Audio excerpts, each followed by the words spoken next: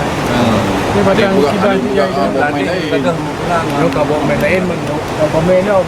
jalan tu. Dia jalan betul. Dia jalan. Dia jalan betul. Betul. Dia tumbuh sedih itu.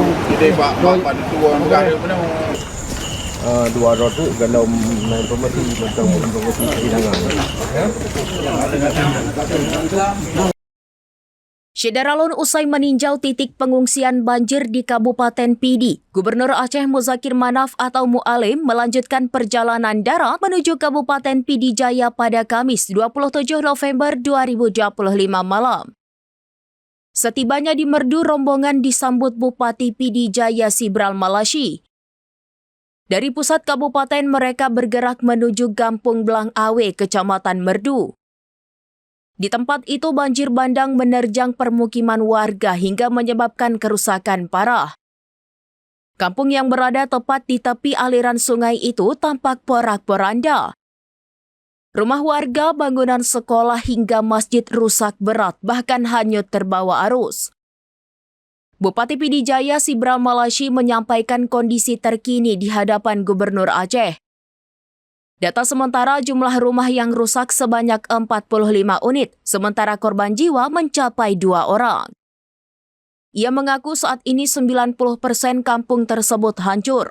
Dengan kondisi kampung yang tidak layak lagi huni, sebagian besar warga kini menempati titik pengungsian sementara.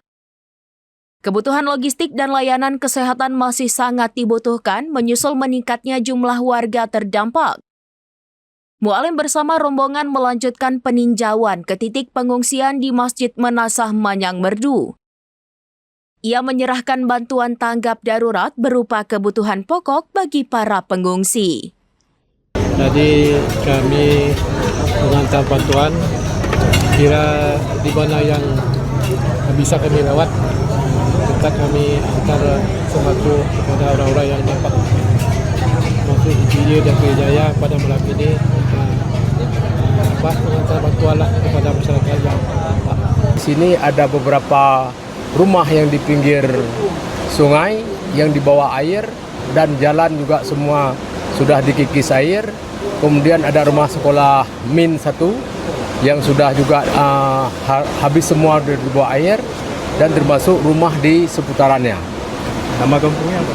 Ini Belang Awe, di sebelah sana Senong. Download Tribun X sekarang, menghadirkan lokal menjadi Indonesia.